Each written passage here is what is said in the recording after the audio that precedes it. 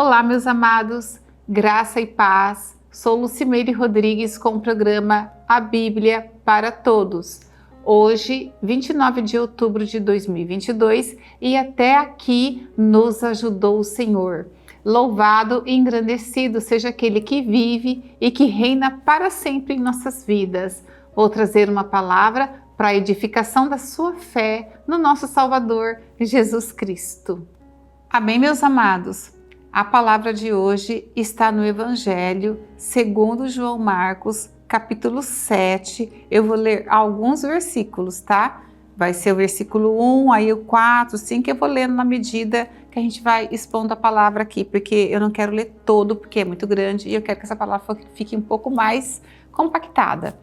Amém? Então aqui o título do versículo é o seguinte: Jesus e a tradição dos anciãos, o que contamina o homem. Essa tradição dos anciãos também, você veja que ele não fala assim, a tradição de Moisés. Isso aqui também já eram outras leis que estavam sendo colocadas, que já tinha sido colocada dentro da religião judaica, porque foi muito comum no período intertestamentário existirem muitas leis sendo colocadas dentro da lei de Moisés. Alguns compêndios, alguns livros, a Mishnah, muitas coisas. Então, quando a gente entra no Novo Testamento, a gente encontra um judaísmo muito diferente do Antigo Testamento. A gente tem que entender que entre um e outro se passaram 400 anos. E dentro desses 400 anos, embora a Bíblia omite, a história da humanidade continuou. Então a gente vê aqui um outro cenário.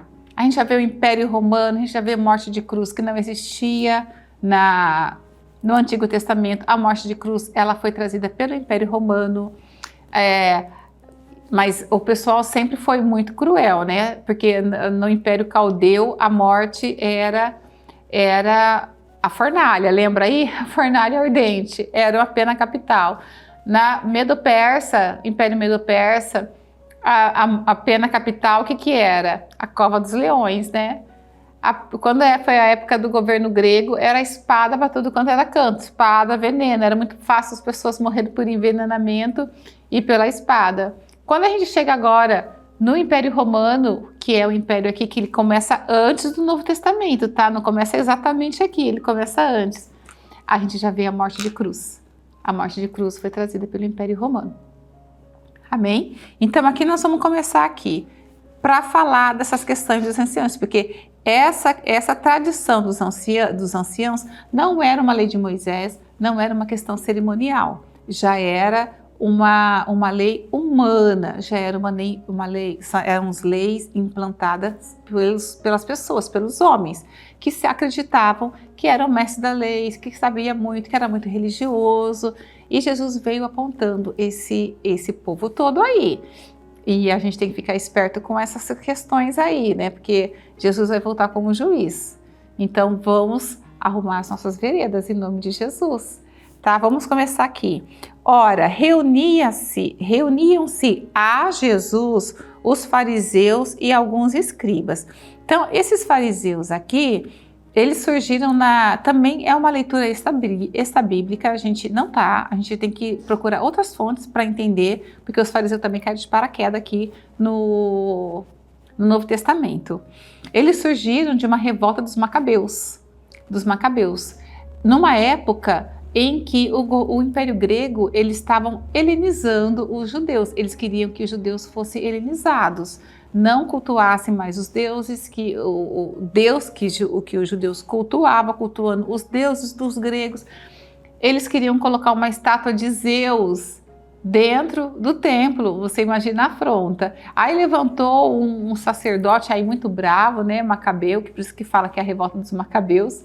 Brigou feio mesmo, não deixou, pisou pé, ficou firme ali, porque a gente tem que ficar firme. E não deixou que aquilo acontecesse, até que o Império Grego deixou os judeus quietos, deixou eles, de fato, enfim, professarem a fé deles. E dessa revolta surgiram os fariseus, que quer dizer separados. Então, por isso que eles falam os fariseus, porque é o povo separado, o povo que não foi helenizado, né? Que eles não aceitaram a helenização. E aqui eles falam dos escribas. Os escribas eram os sacerdotes escribas, né? Eles eram as pessoas que escreviam mesmo as leis. A gente tem aí Esdras, que foi um sacerdote, foi um escriba, doutor das leis. Então os escribas também, embora seja um partido dos judeus, como o fariseu também, e não existiam outros, existiam os zelotes, existiam os herodianos, todos eram partidos dentro do judaísmo, porque como eu falei, a religião judaica já estava muito diferente do Antigo Testamento. Já havia vários partidos, né? Quando a gente pensa na Reforma Protestante, a gente pensa no movimento da Reforma Protestante. Olha quantas igrejas, quantos movimentos saíram da Reforma Protestante. Não era diferente aqui, começaram a sair vários outros movimentos, vários outros partidos dentro do judaísmo. Então aqui a gente tem dois, que eram os fariseus, que eram os piores, que Jesus apontava e apontava mesmo, hipócritas, porque eram aqueles que se julgavam muito santos. E tinha os escribas, que eram que escreviam mesmo, né? E apontei Esdras, porque Esdras foi um escriba aí, um dos mais conhecidos, e saiu toda uma geração de escribas através de Esdras. Então aqui fala, vindo de Jerusalém, está vindo de Jerusalém, e vendo que alguns discípulos dele não comiam pão com as mãos impuras, isto é, por lavar, não lavavam a mão, pois os fariseus e os judeus observaram a tradição dos anciãos. Está vendo que eu estou falando que é a tradição? Era a tradição dos anciãos, não era a tradição que estava seguindo na lei cerimoniais de Moisés, era dos anciãos. Não comem sem lavar cuidadosamente as mãos. Quando voltam para a praça, não comem sem as aspergirem, lavar por aspersão mesmo, espirrar assim a água e lavar. E há muitas outras coisas que receberam para observar, como a lavagem do corpo, o jarro e os vasos de metal e camas. Interpelaram-no os fariseus e os escribas, porque não andam teus discípulos de conformidade com a tradição dos anciãos, mas comem com as mãos por lavar ou para lavar. Respondeu-lhe, bem profetizou Isaías a respeito de vós. Olha Jesus falando, olha, bem que Isaías profetizou de vocês, hein? Jesus aí tá ligado no Antigo Testamento também, conhecia tudo, não pegava ele de tipo, peguei de calça curta, não. Bem profetizou Isaías a respeito de vós hipócritas. Jesus também não segurava não, tacava real, já falava. Como está escrito, este povo honra-me com os lábios, mas o seu coração está longe de mim. Que coisa triste, hein?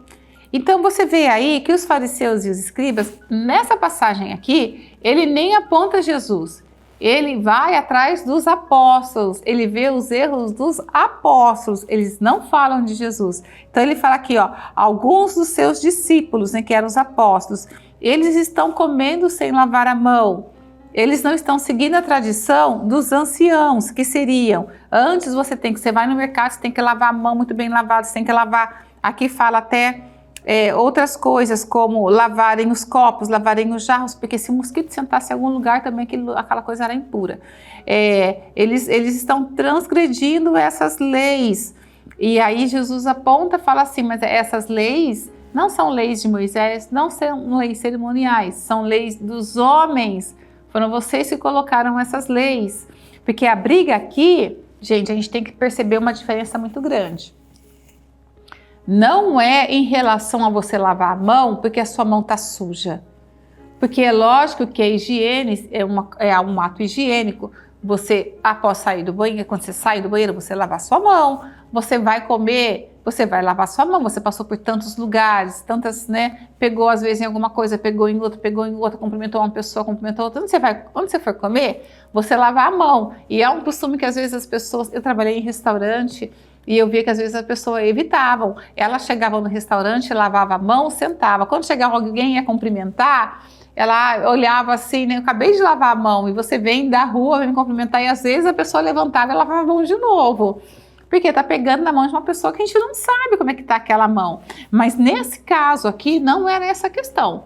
Não era porque a mão estava suja, é porque eles não estavam seguindo as leis dos anciãos, que era que tinha que lavar as mãos. A questão era outra, não era a mão em si que estava suja ou não. Não era questão de higiene, era uma questão de religiosidade. Vocês não estão seguindo as leis dos anciãos. É bem diferente. Tá vendo? A mentalidade deles era nesse sentido. Era apontar que vocês não estavam seguindo a lei dos anciãos. Era um apontamento de que vocês são pecadores. Porque quem não cumpriam as leis eram considerados pecadores. E aqui nessa parte que ele fala, bem que Isaías profetizou, que Isaías é um profeta messiânico, ele não só messiânico, né? Isaías profetizou muita coisa, mas Isaías profetizou muito a Jesus.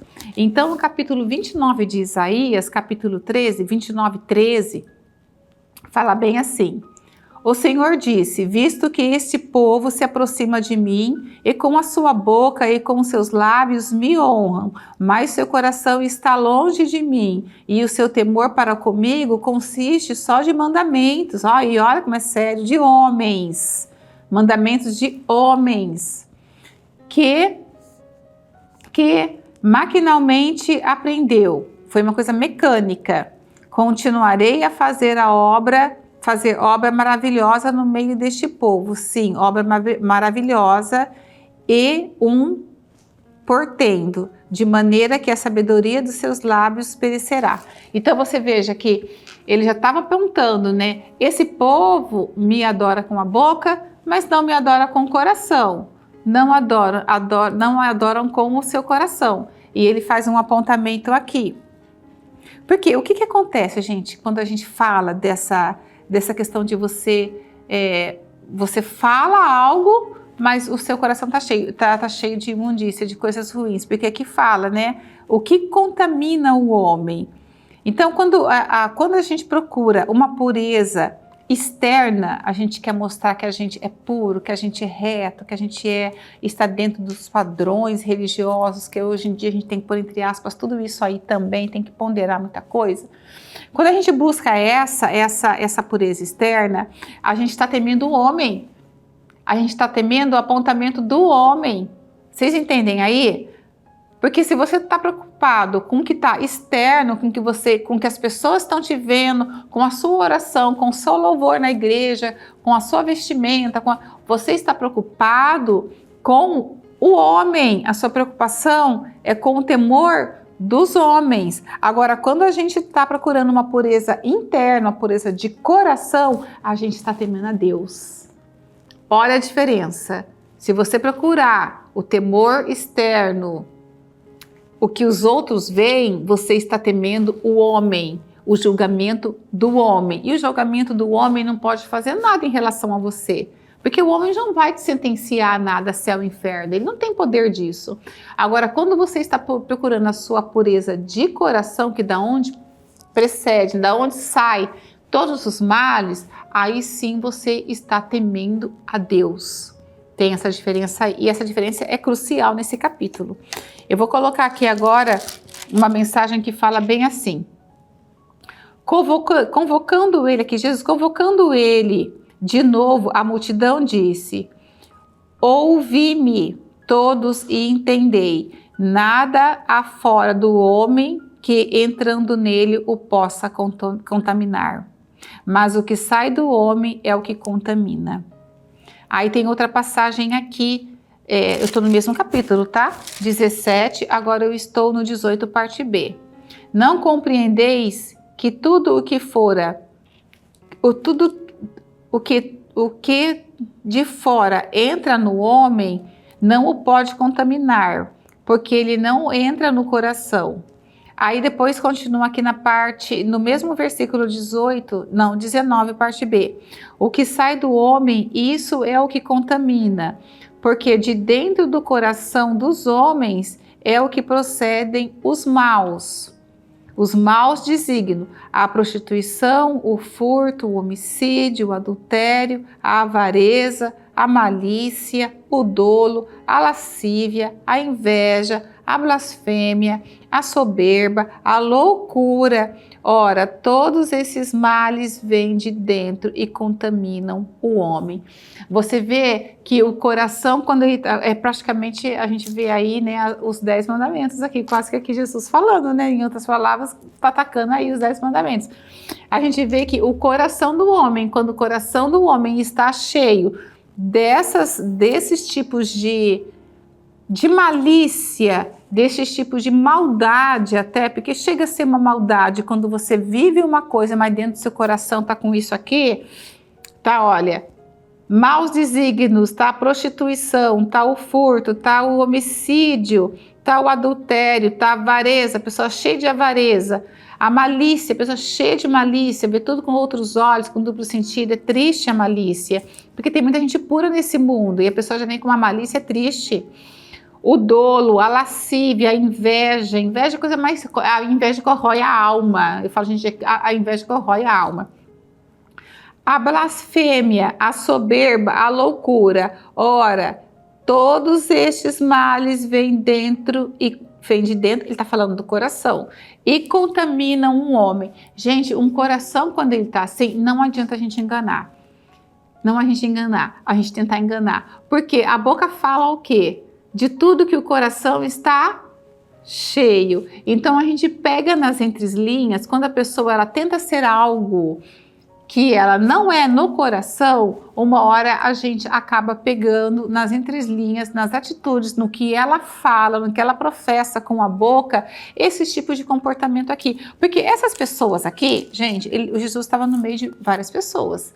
Essas pessoas aqui, elas estavam procurando cura, estava procurando a cura dos males, cura da lepra, cura de cegueira, cura de deformidade intelectual, de deformidade física, cegueira, enfim. As pessoas, elas iam para Jesus com algo a desejar dele, eles queriam algo dele, físico, eles queriam algo como se fosse material, e hoje não é diferente.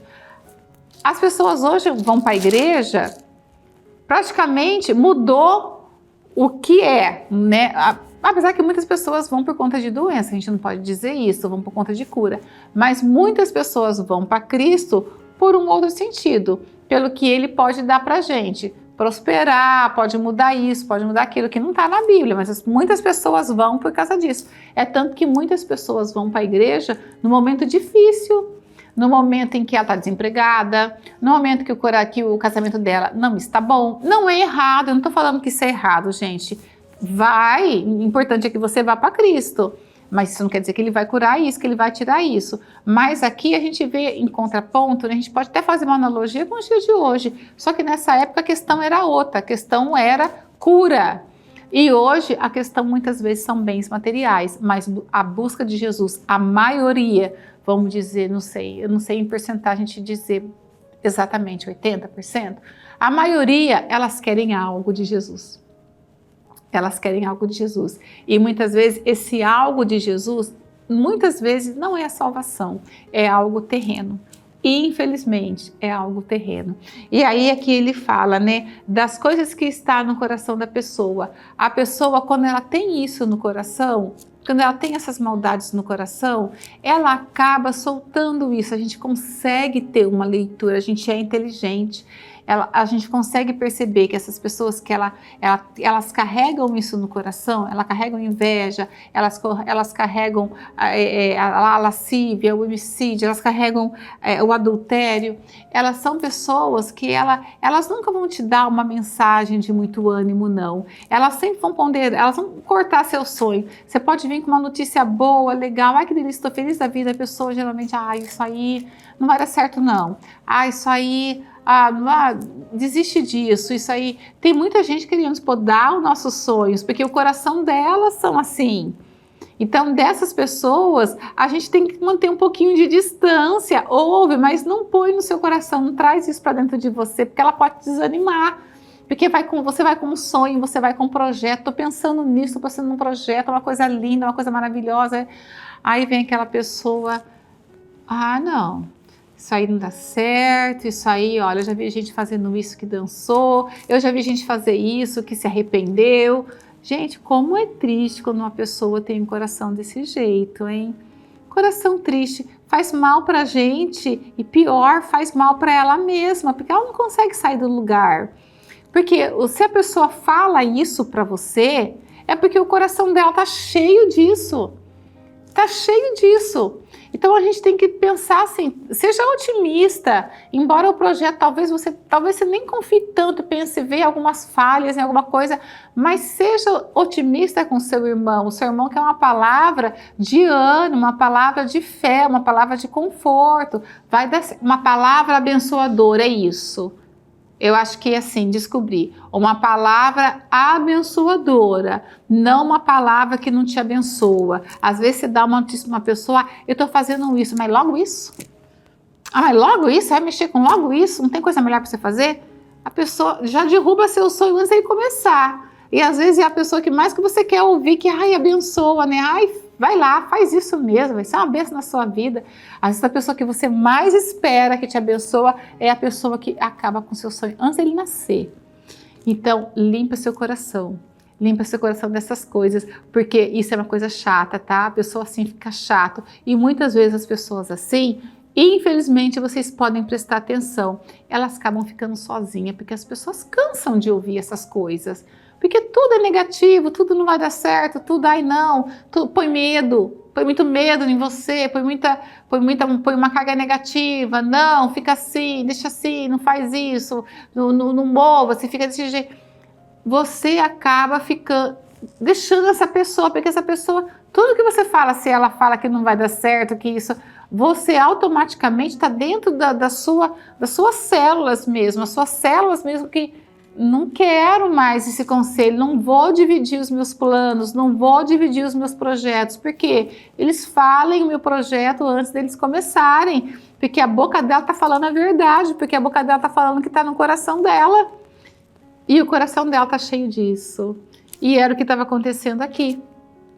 As pessoas estavam indo para Deus, Jesus fala, né? Vocês vão falar com a boca, mas não vão falar com o seu coração. Vocês vão ser hipócritas, como os fariseus oravam, era lindo, a roupa era linda, era maravilhosa, tinha lá aquela caixinha com todas as orações, tinham as franjas com as orações. Esqueci o nome da caixinha, quando eu lembrar eu falo para vocês, porque de repente eu esqueço. Mas enfim, tinha uma caixinha que tinha todas as leis, tal, tinha aquela... Então tudo aquilo era para o homem ver. Então eles tinham temores de quem? Temores do homem. Eles não tinham temor de Deus, como Jesus fala aqui. Então a pessoa ia, fazia de tudo, fazia um espetáculo, uma praça, aquela coisa assim, né? Hipócrita mesmo, né? Porque Jesus conhecia o coração e dentro do coração deles não tinha nada daquilo. O coração deles estava tudo cheio disso aqui, ó. O coração deles estava... E Jesus conhece o coração, tá? Jesus vai esquadrinhar o seu coração, vai esquadrinhar o meu coração. Você está indo para Cristo por causa de quê? Vocês já pensaram nisso? Vocês estão indo para Cristo porque você ama Cristo, porque você quer a sua salvação, você quer a salvação sua, você quer a salvação da sua família? Ou você está indo para Cristo por causa de outras coisas? Porque Ele pode te dar alguma coisa ou não, você pode sair frustrado disso. Porque a Bíblia não fala que Ele é obrigado a te dar nada, porque o que Ele podia te dar, que é a maior coisa que a gente pode receber, é a nossa salvação. E isso a gente já tem. Ele não tem dívida nenhuma com a gente mais. Acabou. Ele já deu, foi consumado. Ele falou, está consumado. Pronto. A salvação é para todos. Porque aqueles creem. Então não adianta você ir na igreja, orar, falar bonito, ter um discurso lindo, maravilhoso. Porque eles também tinham esse discurso, tá? Eles tinham um discurso lindo, maravilhoso, nossa, podia convencer até um... Não adianta você ter isso e você ter um coração impuro, cheio de maldade, cheio de malícia. Corrija então o seu coração. Peça para Jesus corrigir o seu coração, porque Jesus faz isso. Jesus transforma o coração da gente. Eu conheço pessoas que Jesus mudou o coração num culto assim, ó. Mudou o coração. No dia seguinte a pessoa era outra pessoa. Assim... Olhando assim na fala da pessoa, a fala era agradável, a fala era gentil, a fala era mansa, a fala era abençoadora. Você já não ouviu aquele mais? Isso não vai dar certo. para com isso, acabou isso, não, era só abençoando. Não, vai dar certo, vai, Deus Jesus está com você, vai dar certo, fica calmo, fica tranquilo, não desespera as pessoas, não atropela as pessoas, não deixa as pessoas desesperadas, tenha calma, tenha paciência, porque a ética de Jesus era essa, era calma, era paciência, era amorosa, era de abençoar. Amém, meus amados? Revejam tudo isso aí, cuidado para você não estar agradando o homem, desagradando a Deus. Amém? Cuidado, não vai ser o homem que vai te julgar. Não é o homem, o julgamento pertence a Jesus. Jesus é o nosso juiz. Hoje advogado, vai voltar como juiz.